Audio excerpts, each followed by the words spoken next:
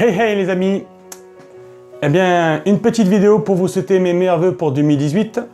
Avant ça, laissez-moi vous remercier pour 2017. Tous vos témoignages, vos encouragements, vos messages m'ont permis vraiment d'évoluer et je vous en remercierai jamais assez.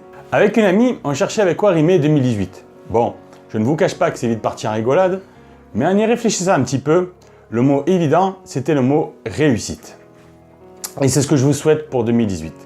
Une réussite dans vos plaisirs, une réussite dans vos projets, une réussite dans tous les petits bonheurs qui font la vie de tous les jours.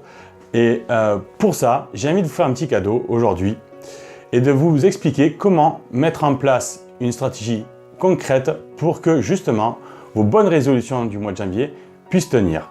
En effet, selon les études, on s'est rendu compte que, bon an, mal an, juste 3% des résolutions étaient menées de manière organisée et jusqu'au bout tout au long de l'année.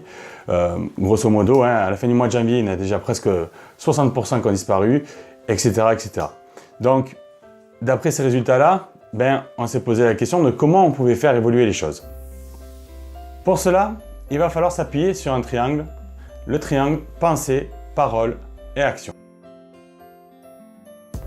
Ce triangle, lorsqu'il est aligné avec vos valeurs, va vous permettre d'aller au bout de ce que vous voulez faire et de balayer tous les petits problèmes qu'il pourrait y avoir au fur et à mesure.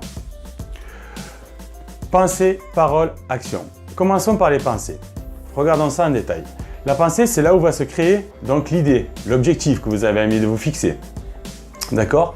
Eh bien, n'hésitez pas à bien la visualiser, cette pensée. N'hésitez pas à la regarder dans le moindre détail. Et si ce que je souhaite faire se réaliser, quelles seraient les conséquences positives et négatives? Regardez-la dans les moindres détails. Pourquoi? Parce que c'est cette visualisation-là qui va vous permettre d'aller au bout de ce que vous voulez faire. Prenons l'exemple de la perte de poids.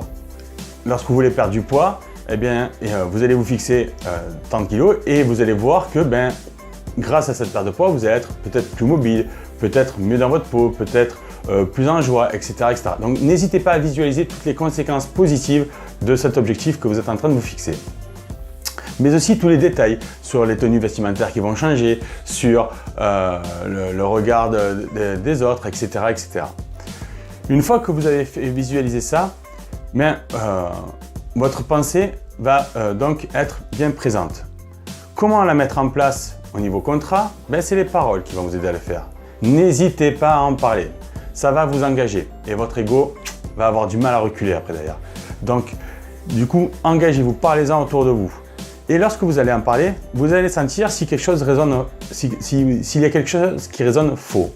Et là, vous aurez dépassé certaines limites. Parce qu'en effet, lorsque je m'engage, il faut absolument, lorsque je souhaite réaliser un objectif, il faut absolument que cet objectif soit ambitieux et réaliste. S'il n'est pas ambitieux, le cerveau ne mettra pas en place la stratégie nécessaire pour sa réalisation. S'il n'est pas réaliste, il va tout laisser tomber et vous allez faire ce qu'on appelle de l'auto-sabotage. Donc, si je reprends l'exemple de la perte de poids, ça ne sert à rien de mettre un objectif trop en perte de poids ou trop long dans le temps. Vous ne le tiendrez pas. Donc, pour ça, ayez des paroles en adéquation avec vos valeurs, en adéquation avec ce que vous avez envie de faire. Et là, vous verrez que vous allez pouvoir déclencher l'énergie suffisante pour atteindre cet objectif-là, atteindre et réussir ce que vous vouliez faire. Enfin, l'action. C'est la base. C'est bien beau d'y avoir pensé, c'est bien beau de vouloir en parler. Mais si on ne met pas en place l'action, rien ne se passe effectivement. Donc, agissez, bon sang, bougez-vous. Une fois que vous avez vu les conséquences de ce que vous pouvez faire, une fois que vous avez mis en place tout un schéma d'organisation, parce que dans la pensée aussi, n'oubliez pas de mettre votre schéma d'organisation, au niveau de l'action, voilà, vous vous organisez, vous mettez votre action en place, vous faites une sorte de petit emploi du temps et là, avec des mini-objectifs, et dès que vous avez fini et réussi un de ces mini-objectifs, valorisez-vous. Pourquoi? Parce que tout simplement dans le cerveau, ça va déclencher l'hormone du plaisir et donc le cerveau va vouloir encore plus vous faire plaisir et encore plus atteindre l'objectif que vous êtes fixé. Donc, n'hésitez pas à imaginer correctement, visualiser correctement votre objectif, ensuite en parler autour de vous largement, puis vous organiser et mettre en place un emploi du temps qui vous corresponde pour pouvoir atteindre votre objectif. Et à chaque fois, je me salue, je fais un petit signe de la victoire, une petite danse de la victoire, ce que vous voulez, faites-le comme vous voulez, mais n'hésitez pas. Voilà, j'espère que ces petits conseils vont vous permettre d'atteindre vos objectifs de 2018. Moi, je vous souhaite une excellente année 2018 avec de la réussite, de l'envie et du plaisir.